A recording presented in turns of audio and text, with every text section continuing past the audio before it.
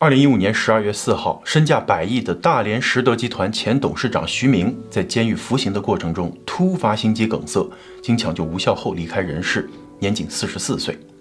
徐明因涉及薄熙来案，2013年被判刑，本应于2016年9月刑满释放，却最终没能走出武汉监狱的铁门。这个从大连山村里走出来的青年后生，在短短的10几年内就积累了亿万财富，年仅34岁就排到了福布斯中国富豪榜第8位。然而靠山的倒台，让他的商业帝国成为幻影，自己也万劫不复。还请大家点赞订阅。今天呀，咱们就来回顾一下这个青年富豪的崛起和覆灭之路。徐明是土生土长的大连人，1971年4月出生在大连庄河吴芦镇的光华村。徐家呀，早年生活非常艰苦，父亲徐盛家在有了4个孩子后呢，曾经去北京学习，4个孩子就跟奶奶在30多平的小屋里度过了贫穷的童年。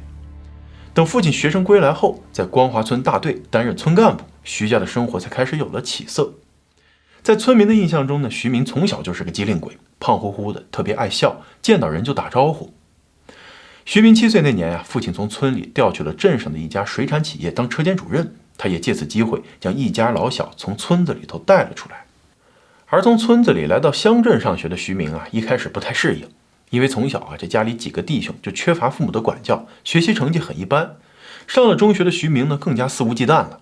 不过根据他在庄河一中的狐朋狗友回忆徐明胆子很小。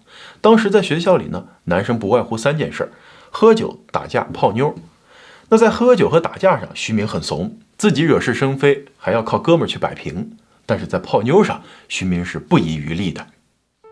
到了80年代初徐明的父亲由于工作出色，成功的又被调到了庄河市红光村担任党支部书记。受过教育的他有了用武之地，先是靠卖地积累了大批资金，然后用这些钱建了一家村办食品加工厂，并且自任总经理。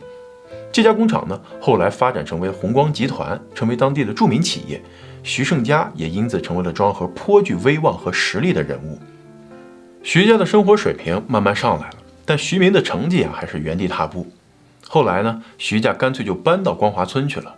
光华村的乡亲们现在回忆起来，认为徐明之所以后来能够成为一名成功的企业家，跟他的父亲的影响是分不开的。1988年的时候呢，徐明自费进入沈阳航空工业学院的成人教育学院，读的是国际经贸的专科。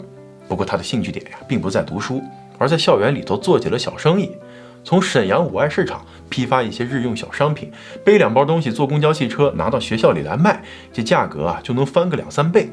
几番倒腾下来徐明手里渐渐就攒出了一个小金库，也在他的心里埋下了一颗创业的种子。大家知道那个年代你自费读大学是不包分配的，所以毕业后呢，徐明又回到了大连，进入庄河市对外经贸委员会工作。很快又调入了经贸委下属的全民所有制企业庄河市工业品对外贸易公司。这家庄河市唯一的外贸公司主要是出口对虾到日本去，这利润十分可观。由于这个工作内容十分适合徐明，他就受到了领导的器重，派他去大连常驻，负责接待日本客户和报关。精明的徐明干了不到1年，就攒了5-6万块钱。在大连的这段日子呢，徐明经常去蹦迪，还花了3万多买了一部大哥大。在昏暗的舞厅里，腰间的红色信号灯一闪一闪，向周围散发出大款的气场。大背头、BB 机，舞池里的007，一位商业大佬已经出城气候。但实际上徐明并没有赚到什么大钱，他只是显得像个富豪。那个时候东北有一句话特指了大连人的浮华和虚荣，说玉米面的肚子，的确凉的裤子，意思是大连人宁可吃糠咽菜，也要穿的表面光鲜。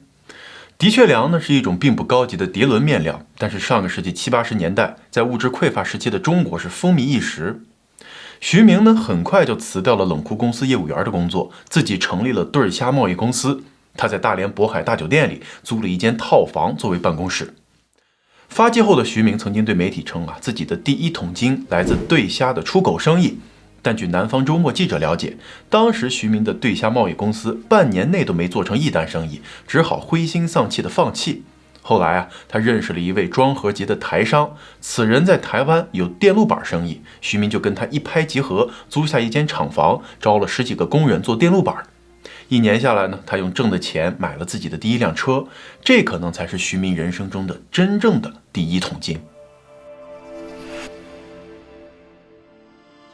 1992年，徐明去了趟北京，结交了一些有背景的二代，并结识了几位银行行长，这为他日后的发迹埋下了伏笔。但他很少对人说起这段经历。当时啊，大连市政府正准备大兴土木呢，城市建设势在必行，很多企业都瞅准了这个机会，纷纷成立土石方工程公司，想要分一杯羹。徐明呢，就借机向领导杨新浦提议，通过庄河市工业品对外贸易公司与香港恒河机械公司联手，共同出资80万美元，成立了大连实德机械工程有限公司。杨新浦任董事长，徐明任副董事长兼总经理。公司成立后啊，他们就接下了大连火车站站前胜利广场的土石方工程。当时的徐明啊，每天吃住都在工地。他的朋友有一天还接到过徐明的电话，说自己在胜利广场那边挖土石方呢。那朋友根本就不信，那可是个大工程，但徐明怎么能干得了？吹呢吧？朋友将信将疑地跑到胜利广场一看，哇靠！这徐明正戴着一顶黄色的安全帽，指着图纸给工人们布置任务呢。朋友们都看傻眼了。没想到徐明有这么大的能耐，直到胜利广场盖完，挂上了实德集团的牌子，朋友才相信了徐明已经今非昔比的事实。回想起来啊，这哥们儿原来早就胸怀大志了，怪不得有一阵天天穿个西装，对着镜子苦练口才，20多岁就能用庄河普通话侃侃而谈，口若悬河了。徐明自己回忆过，当时做胜利广场基础工程的时候呢，有60多万立方米的土，这些土挖出来运到哪儿是个问题。那个时候啊，大连市政府正要在星海湾那边依山填海，建一个亚洲最大的广场，就是现在大连特别有名的星海广场。这么一来一往啊，不就等于有2个项目可以做了吗？当然了，也有人质疑，建成星海广场的面积是160万平方米，而这胜利广场的面积只有14万平方米。你要用胜利广场的土填满星海广场，那根本就是天方夜谭啊！可是质疑归质疑，这2项工程着实让徐明赚了不少钱。据他自己说啊，有3000万。玩转了建筑工程项目之后啊，徐明的触角开始伸向其他领域。1993年，在一次视察当中，当时的大连市市长薄熙来对塑钢材料表现出了极大兴趣，现场要求召开一个塑钢建材的产品推广会。徐明就参加了这次推广会，并且从中敏锐地嗅到了商机，立即前往欧洲考察，决定引进当时国内鲜有耳闻的塑钢门窗，成立了大连实德塑胶工业有限公司，并且贷款投资1.2亿元，引进了12条当时世界上最先进的生产线。大连市建委的一位领导在开工典礼上就问徐明说：“徐总，这么做是不是风险太大了？”可事实证明啊，徐明选择的这条道路不但让他拥有了真正的实业，而且迅速做大了市场，成为全球最大的塑钢生产商之一。在大连绿起来、亮起来、扬起来的口号下呀，1996年，大连下达市长令，要求全市35条主干、两侧建筑以及175个新老住宅小区全部改用塑钢门窗。徐明呢，也因此获得了大量的订单。1999年，徐明的老领导杨新浦突然去世，这样一来，徐明通过种种商业手段，就获得了庄河市工业品对外贸易公司以及在实德系核心企业中的全部股权，成为了大连实德的真正掌门人。在完成了实德集团的私有化之后，28岁的徐明也成功登上了福润百富榜，成为当时最年轻的亿万富豪。让徐明真正意义上名声大噪的是实德接手大连万达足球俱乐部。大连是一座年轻的城市，但是有着深厚的足球底蕴。工人们下班后骑着自行车，夹着饭盒，就浩浩荡荡地直奔球场，边吃饭边看，用金属勺子把铝皮饭盒敲得咣咣作响啊！那个时候的大连有一道奇观，是但凡有小孩的，家门口都会摆着一个装了砖头的军绿书包。放学后，孩子们拎着书包摆在马路边上，就能当球门。上世纪80年代，大连市体委在原大连青年队的基础上，吸收了部分退役名将和厂矿队员，组成了大连市足球队。1994年，万达集团入主的当年啊，这球队就取得了首届中国足球甲 A 联赛的冠军，一时间风光无两。96到98年，大连万达夺得了甲 A 联赛的3连冠，并获得了98年亚洲俱乐部冠军杯的亚军。当时啊，队中的孙继海、郝海东、李明、张恩华等人可都是国家队的绝对主力。按理说，这么一支成绩优秀的球队不会轻易易主的。但是呢，就在1998年4月，大连万达在足协杯半决赛中遭遇了黑哨。王健林赛后冲冠一怒，宣布退出中国足坛，反倒让徐明捡了个便宜。第二年以1.2亿的价格成功让大连万达改名为大连实德。徐明在收购了俱乐部之后啊，延续了此前的良好势头。2000年到2002年，大连实德几乎囊括了所有国内顶级赛事的冠军。之后，徐明又陆续买了好几个俱乐部，包括四川冠城、大连赛德龙、大连三德、四川金鹰等等，在国内联赛中建立了互相关联的实德系。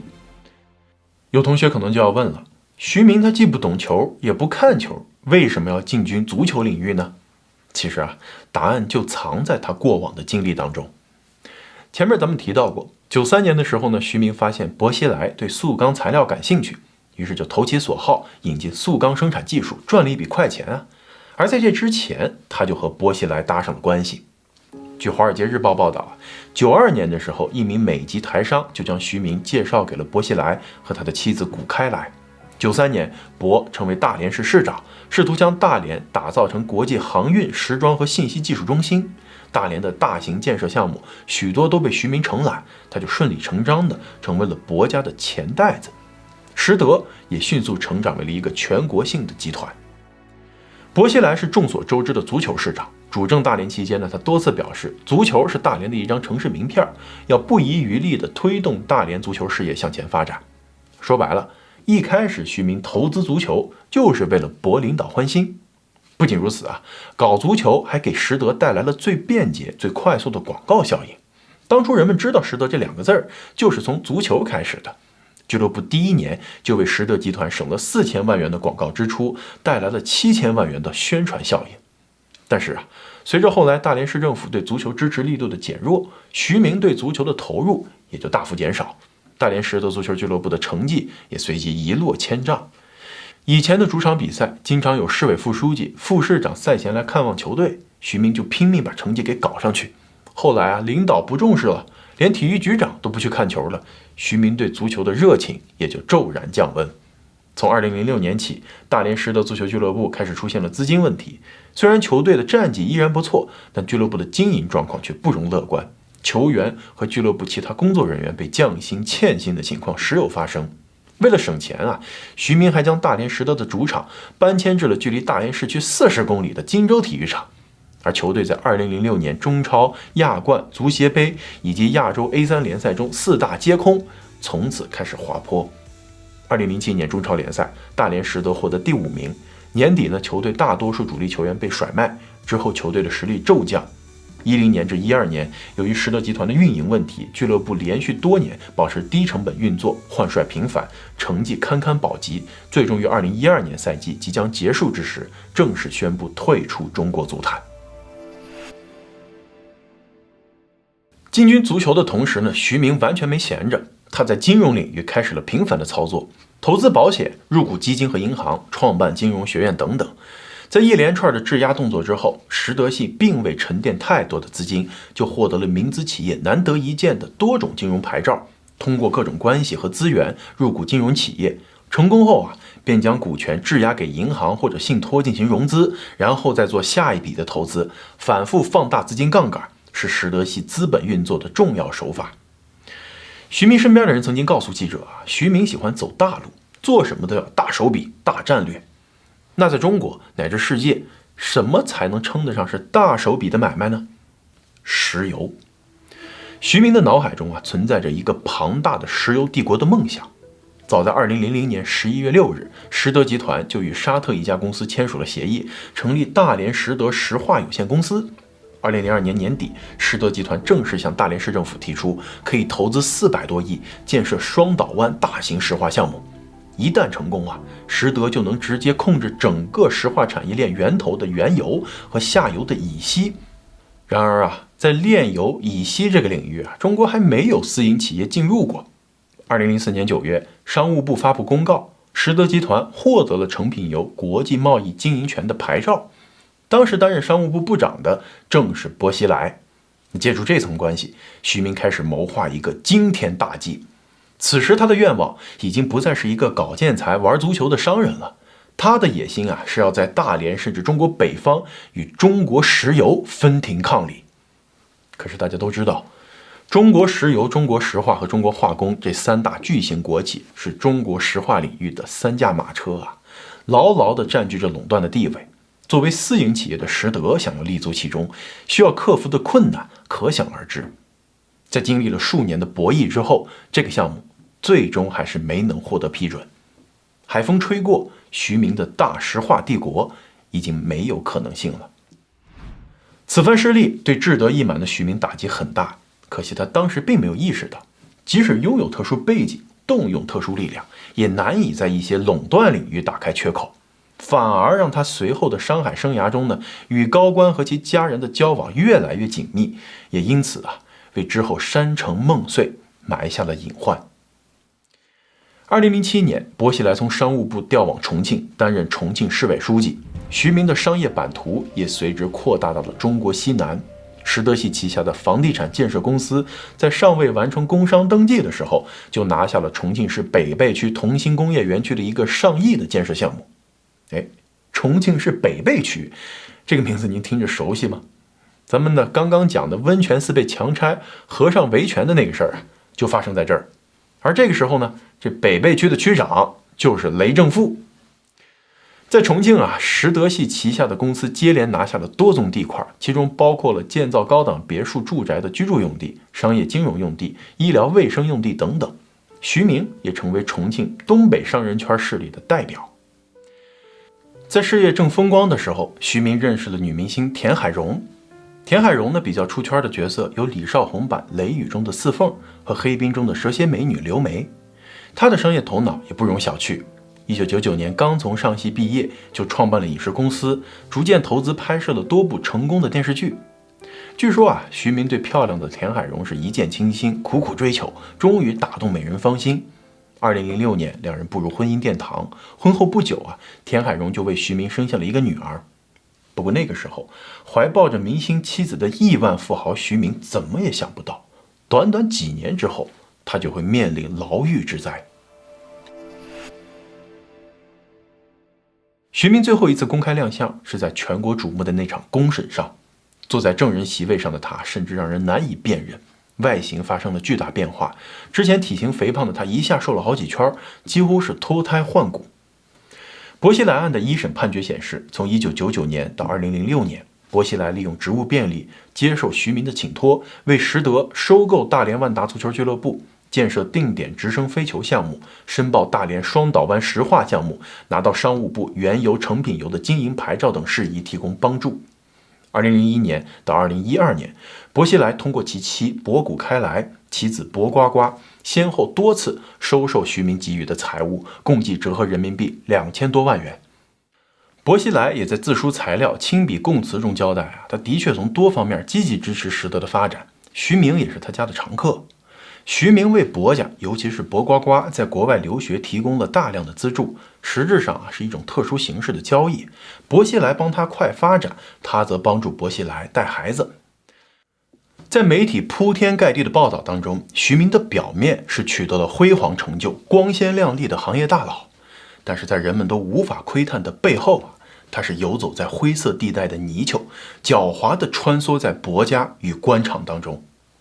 据薄熙来案庭审记录这些可以查到的资料，2004年开始，徐明就为谷开来母子的衣食住行买单，这钱一掏就是8年。在生意场上纵横捭阖、飞扬跋扈的徐明，在薄家却是坐小伏低，那真是天空一声巨响，老奴闪亮登场。徐明就成了薄瓜瓜的私人管家，不仅报销了薄瓜瓜出国读书、旅游的全部机票，就连薄瓜瓜国外的老师同学几十号人来北京旅游的机票住宿费都包圆了。只要有国外的朋友要来北京，薄瓜瓜第一时间就给徐明打电话，徐明呢便用实德集团来给他出钱。2011年，徐明为博呱呱和朋友们还安排了一次顶级奢华的非洲之旅，私人飞机、豪华酒店自然不在话下。徐明呢，也是鞍前马后伺候了一路。博呱呱回到重庆之后啊，给薄熙来和古开来兴高采烈地讲了在非洲的见闻，还带回来了一块非洲稀奇的动物肉。但是啊，在怎么吃这块肉的方式上，父子俩就发生了争执。博呱呱说这肉啊，你得生着吃才好。薄熙来呢说这生的没法吃啊，必须煮熟了才吃。博呱呱就来气了，指责父亲不识货，蒸着蒸着就把这么好的一块肉给糟蹋了，暴殄天物嘛。从这件事上也不难看出啊，虽然已经站在了权势的金字塔上，但薄家父子俩也面临着跟很多家庭一样的矛盾，老爸跟儿子之间有隔阂有冲突，反而是徐明这个老奴勤勤恳恳地陪着少爷看世界，处处能讨少爷的欢心。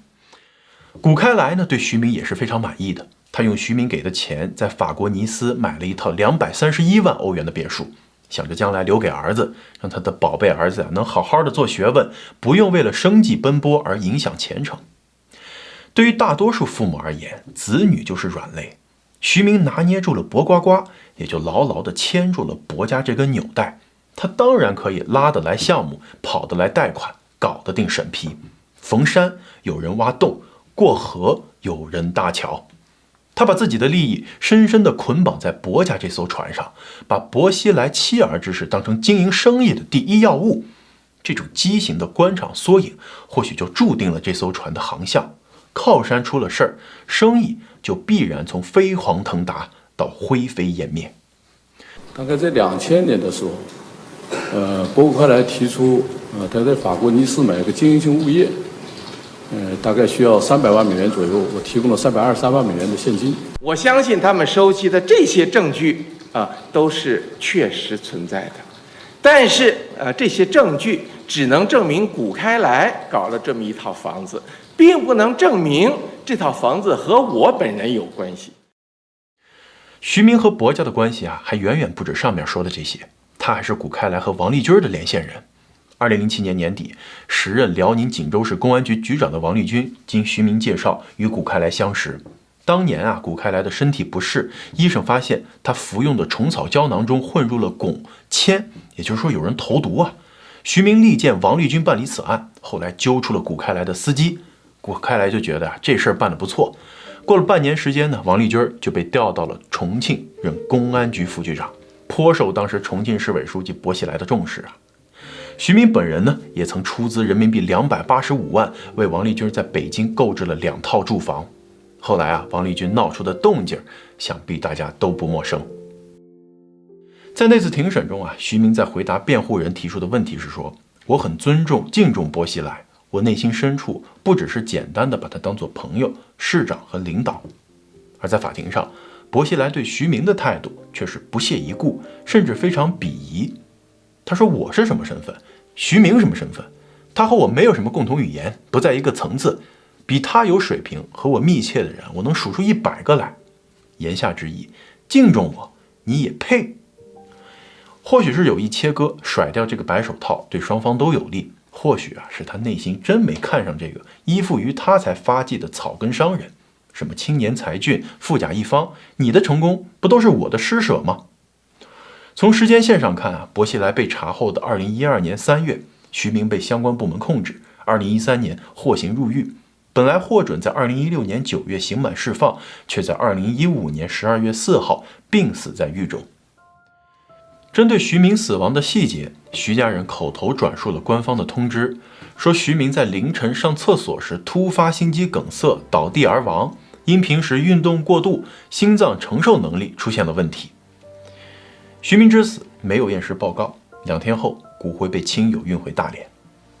据说徐明去世后，田海荣继承了130亿的遗产。有一种说法呢，是他拿到了徐明的股份，将企业交给专人经营，自己每年获取分红。还有一种说法是田海荣将全部遗产留给了徐明的家人，自己则把精力投入到了对女儿的抚养当中。自打老公入狱，田海荣经常在微博上发一些符合他心境的伤感文字。徐明去世后，田海荣写道：“生命是短暂的，我们来去都是永恒。”徐明去世那年，田海荣主演了电视剧《养个孩子不容易》，似乎投射了他个人命运的转折。2018年，他和蒋雯丽的那部《正阳门下小女人》成为了爆款热剧，收视口碑双丰收。演员田海蓉再次向大家证明了自己的实力。时至今日啊，田海蓉和徐明的那个女儿已经是个亭亭玉立的大姑娘了，母女俩经常参加时尚活动，在外人眼中啊，她们已经走出了失去丈夫、失去父亲的阴影。曾经朋友们感慨，徐明是命大之人，曾3次跨过鬼门关。第一次是上世纪90年代中外合资兴盛的时期，徐明去澳门找外资合作伙伴，晚宴后呢，开车回酒店发生车祸，同车的3个外方合作伙伴全部丧命，徐明断了几根肋骨，却奇迹般的活了下来。第二次是2002年左右，徐明长期喝大酒，把肝喝坏了，生命垂危，找熊胆续命。第3次则是徐明开车从庄河桥下掉进了河里，又是大难不死。徐明有这3次从死神手中逃脱的经历，让朋友们认为这次的牢狱之灾，他也一定能扛过来。而最终，他还是没能走出那座高墙。感谢收看 M2档案。如果您觉得视频不错，别忘了点赞、订阅支持我们一下。咱们下期再见。